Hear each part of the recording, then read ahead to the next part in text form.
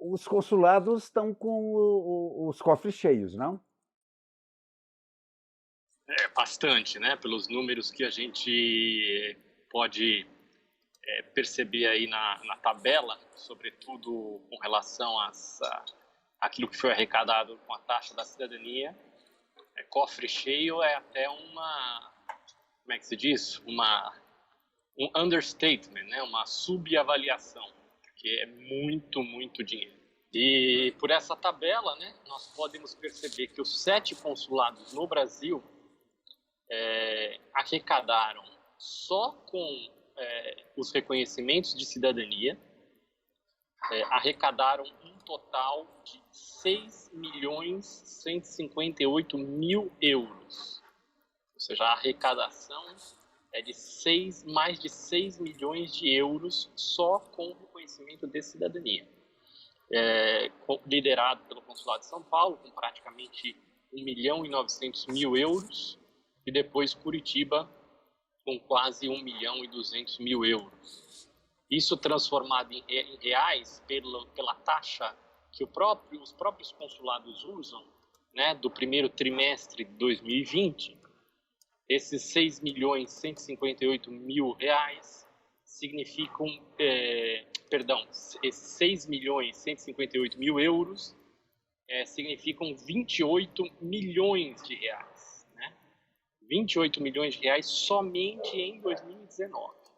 Então, isso já dá para ter uma ideia do colosso arrecadatório com a cidadania italiana, só com reconhecimento da cidadania. Ou seja, é absolutamente inacreditável que ainda hoje nós vejamos pessoas ligadas ou não à administração pública italiana dizer que o problema é falta de recursos para resolver as filas ilegais de cidadania, né? Como, por exemplo, o advogado do Estado já se representou em ações que são movidas em Roma contra as filas, dizendo que o Estado não tem dinheiro para enfrentar essa altíssima demanda pelo reconhecimento da cidadania. Aí isso é um absurdo dizer isso, sendo que somente em 2019 os consulados italianos no Brasil arrecadaram 28 milhões de reais, né? E, obviamente, essa é a arrecadação total. Se quisermos ser muito justos, né, mais além do que o justo, vamos fazer as contas somente com os 30% que tem que retornar aos consulados. Eu acho um absurdo que sejam só 30%, mas tudo bem. Vamos trabalhar só com os 30% que retornam aos consulados. Nós estamos falando de 8 milhões e meio de reais. 8.424.000 reais. Só o Consulado de São Paulo recebe pouco mais de 2.500.000 reais. Né? Ou seja, só em 2019. Não estamos falando desde que a taxa foi instituída. Porque, infelizmente, os números exatos desde 2014 nós não temos. Porque eu não sei porque isso não é divulgado, porque essa transparência deveria ser obrigatória anualmente, né? De qualquer maneira, esse 2019 eu creio que tenha sido um ano com a maior arrecadação até então. As arrecadações dos anos anteriores provavelmente foram um pouco inferiores, tá? Mas se a gente pegar ali uma média, supondo, de nos anos anteriores, 2015, 16, 17, 18, em vez de 8 milhões de reais, a gente colocar 5 milhões de reais, né? Nós teremos já a dimensão da quantidade de dinheiro que os consulados receberam e o reflexo na fila é muito pequeno, né? A exceção honrosa dos consulados de Recife e Belo Horizonte, que parecem ter sido aqueles que melhor utilizaram ou que fizeram um gerenciamento da fila da melhor maneira até agora, proporcionalmente às suas filas, tá? Porque não adianta ver só números absolutos, porque a gente tem que fazer essa análise proporcional, né? De qualquer maneira, os números são absurdos, né? Como é que não se resolve ou seja, não se dá um horizonte de resolução para as filas num consulado que recebe 2,5 milhões de reais. Alguma coisa é possível fazer com esse dinheiro, não é aceitável imaginar que não. E esse dinheiro, Tadoni, foi recebido pelos consulados já?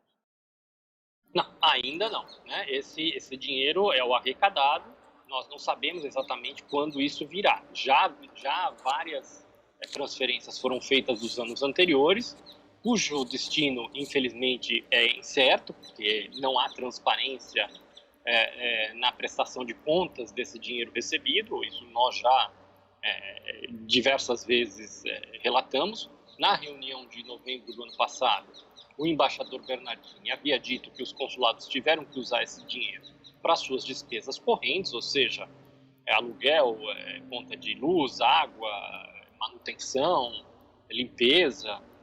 Depois, meus colegas presidentes do COMES disseram que isso foi regularizado. Eu não ouvi isso, tá? Mas como eles foram mais numerosos do que eu a afirmar que disseram que isso foi regularizado, eu não vou criar um cavalo de batalha. Acredito que eles estejam certos. Eu não ouvi isso de nem do embaixador, nem de nenhum cônsul, dizendo que eles, de fato, têm à disposição o dinheiro da cidadania para tratar de cidadania. O que me pareceu é que esse dinheiro está sendo desviado para as despesas correntes, porque o Ministério reduz o valor do financiamento ordinário, né? Ou seja, o financiamento natural dos consulados. Então, ele reduz drasticamente e apresenta como solução: usem o dinheiro da cidadania, né? A quantas anda eu não sei. O consulado pelo qual, entre aspas, eu tenho alguma responsabilidade de seguir, tem feito um ótimo trabalho até então, dentro dos poucos recursos, porque é o consulado que recebe menos, né? Embora este de 2019 vai receber uma fatia muito incrível de 300 mil reais, que também é um reflexo dessa aceleração do ritmo, né? Mas o consulado de Recife já está começando a somar 2017. Então, o horizonte aqui no fim deste ano, em 2020, já começa a chamar 2018. E aí nós já entramos na legalidade das filas. Nós já entramos nos 2 anos da fila legal, né? Então, eu posso responder mais diretamente pelo consulado que me compete. Eu também não quero ficar fazendo muita chacrinha no consulado que compete a outros presidentes de comitês, e aí cada um tem que ser responsável pelo seu quadrado, né? Enfim, os números são bastante relevantes, e seria bom ter algum tipo de accountability, de prestação de contas dos consulados sobre o uso desses recursos da cidadania que virão este ano para os consulados, e o dinheiro que já veio no passado. Os dados que temos aí também dão notícias sobre o crescimento do volume, vamos dizer assim, de eleitores, de cidadãos em cada consulado. Como é que você vê isso? A tabela completa, ela traz alguns índices relevantes, né? Como de residentes, passaportes e alguns outros detalhes que são bastante interessantes aqui de analisar. Tem a tabela absoluta e a tabela proporcional. Na tabela proporcional, eu analisei isso aqui, né? Fiz essa proporção dos valores, e tenho que fazer uma menção honrosa ao consulado de Belo Horizonte, que, em geral, tem como é que se diz, um desempenho superior à média, em alguns pontos bastante superior à média, né? Então, tem aqui que fazer o trabalho de dar os parabéns ao consulado, à cônsul anterior, a Aurora Russi, ao cônsul atual Dário Savareza, que tudo indica está seguindo um bom caminho. Obviamente tem um problema do Prenota Online com relação ao reconhecimento da cidadania, desde que o Prenota Online foi adotado em Belo Horizonte em janeiro de 2019, né? Existem problemas ali, mas se vamos fazer uma comparação, temos que ser justos para elogiar o consulado de Belo Horizonte, que está acima da média aqui. Outros consulados também tiveram um desempenho interessante, né?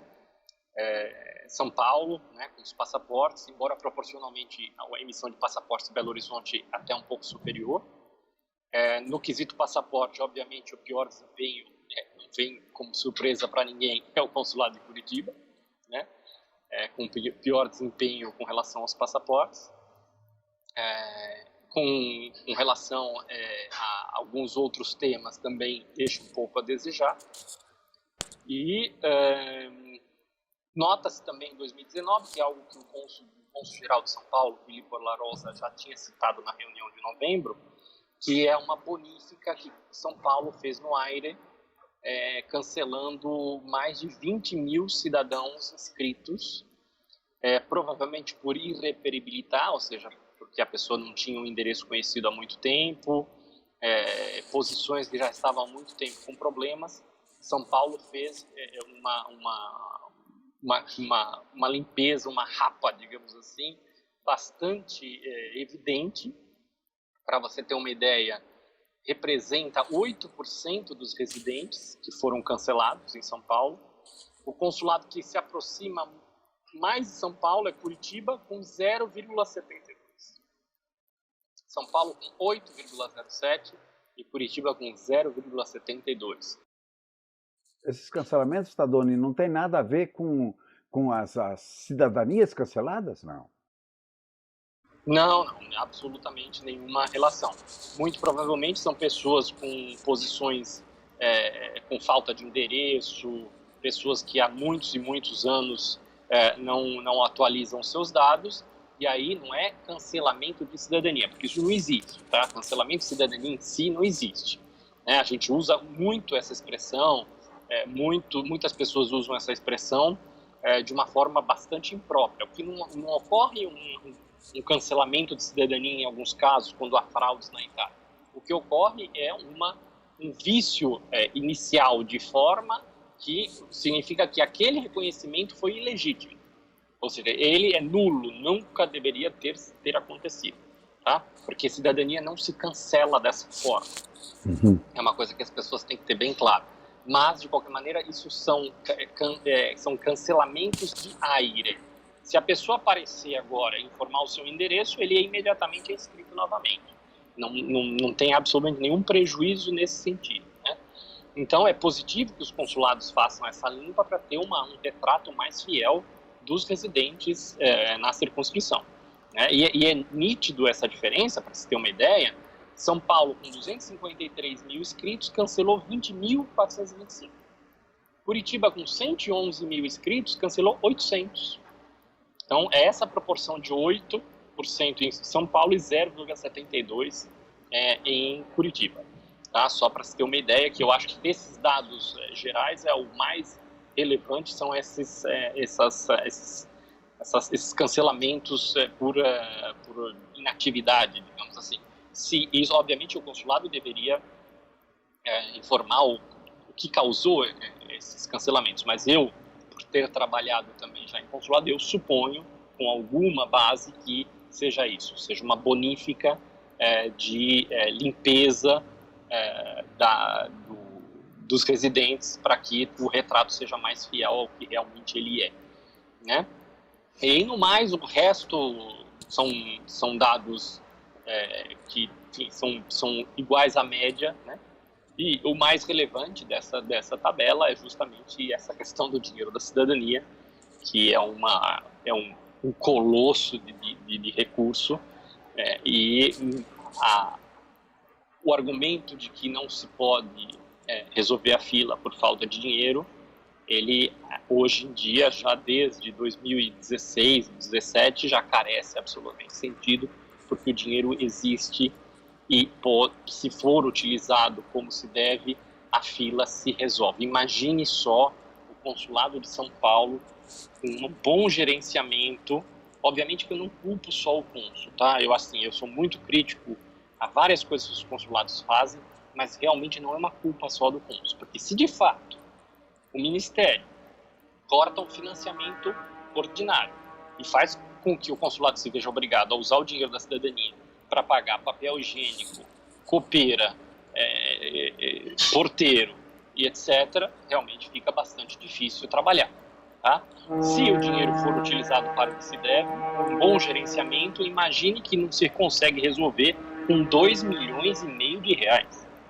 Ou seja, com 2,5 milhões de reais, você pode contratar um exército de 100 digitadores para adiantar a questão da cidadania. Né? Óbvio, não é uma coisa simples de explicar para 100 pessoas que não conhecem nada. Existe um problema prático, real, mas com 2,5 milhões de reais é possível fazer muita coisa. Adoni, muito obrigado. Vamos aguardar os próximos números aí.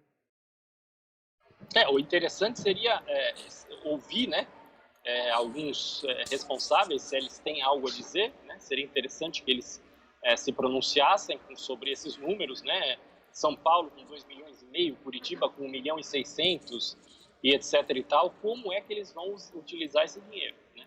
Seria bastante interessante que nós tivéssemos essa transparência dos consulados, que infelizmente nem todos fazem. Mas spes ultima dea, né? A esperança é a última que morre.